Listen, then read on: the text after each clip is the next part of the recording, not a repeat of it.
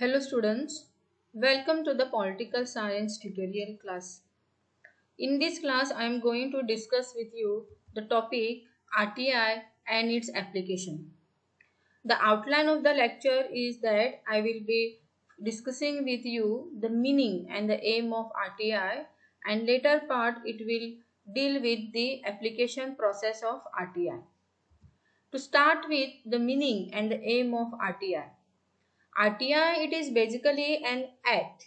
It is a legal framework which is giving a democratic right to the citizens to access to information which are under the control of public authorities. The demand for RTI was there because of the increase in corruption, red tapeism and secrecy in the Indian administration. To deal with this problem, the government passed the RTI Act, which came into force on 12th October 2005.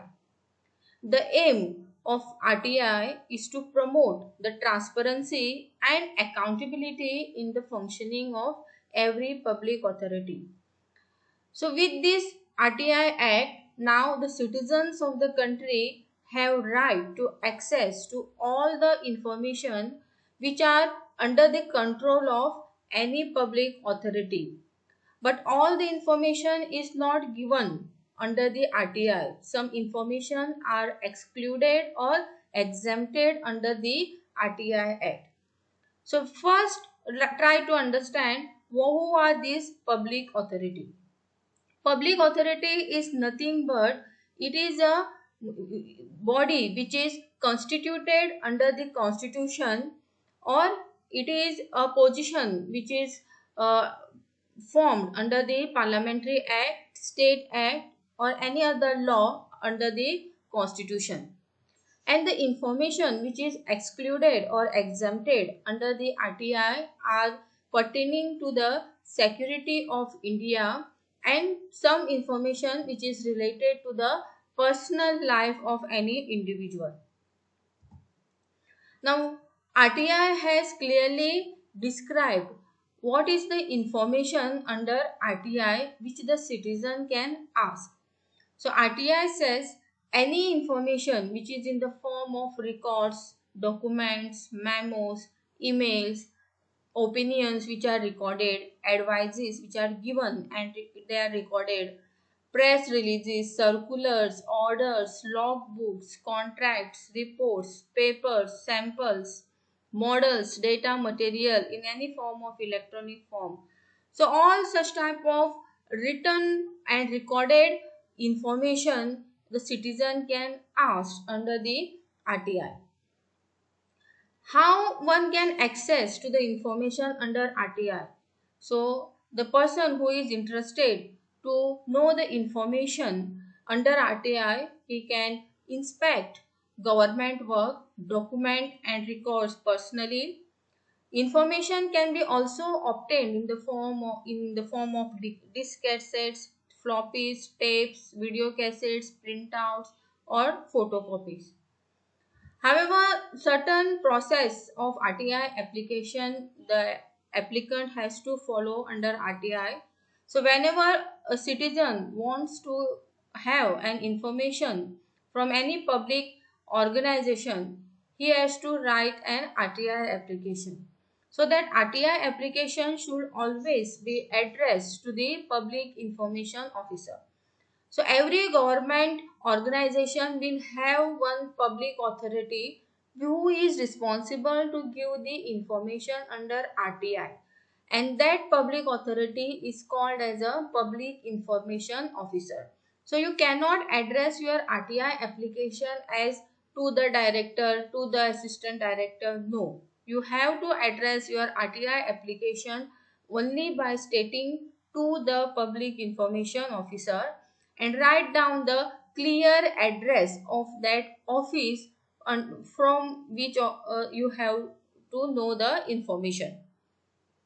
Then you have to clearly indicate the subject of your application, that is you are asking the information under Right to Information Act 2005 and describe the point of your information, on which describe the point on which you requires the information. You also have to give in detail your name and the address and your signature, place and date.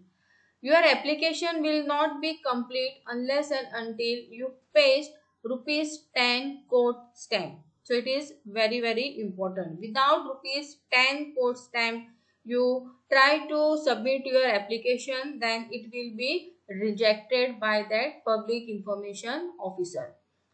But the person who is writing that application under RTI is belonging to the BPL category, that is below poverty line category, then in this case no fee, that is of rupees 10 in form of code stamp, is required. But it is important that that person is attaching the BPL certificate to that application.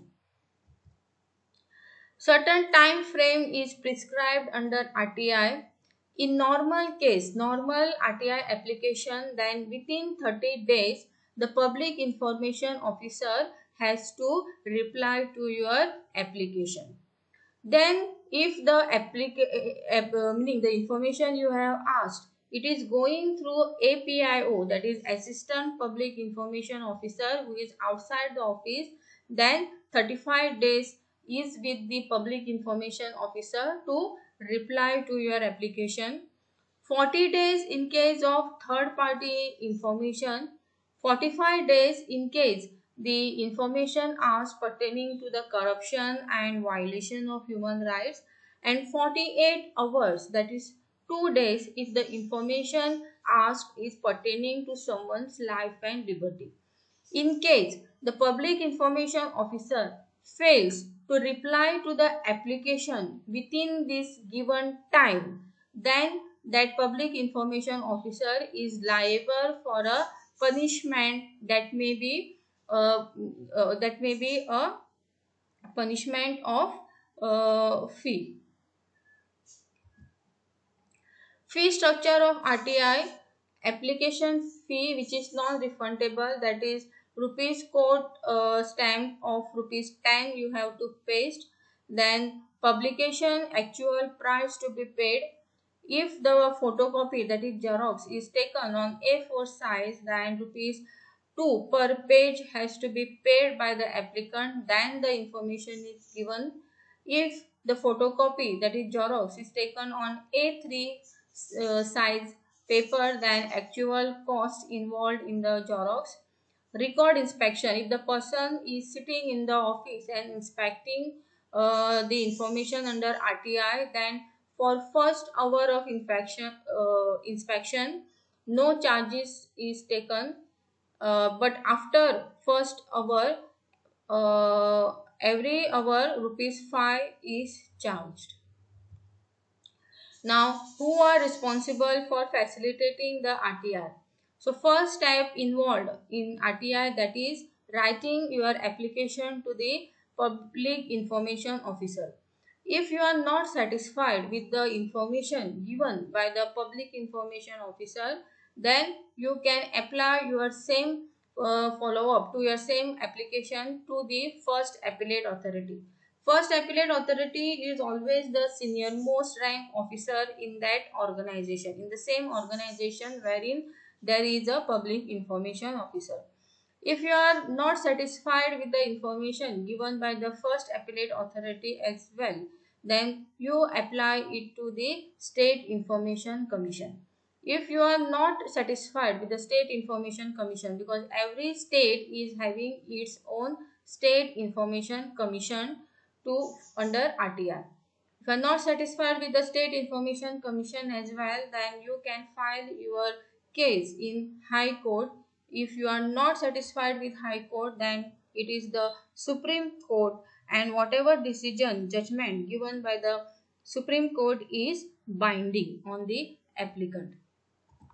So these are the references which are being used to design this lecture on RTI and its application. So to conclude, RTI is a very powerful weapon which is given to the citizens of India to participate in the democratic process of the functioning of the government.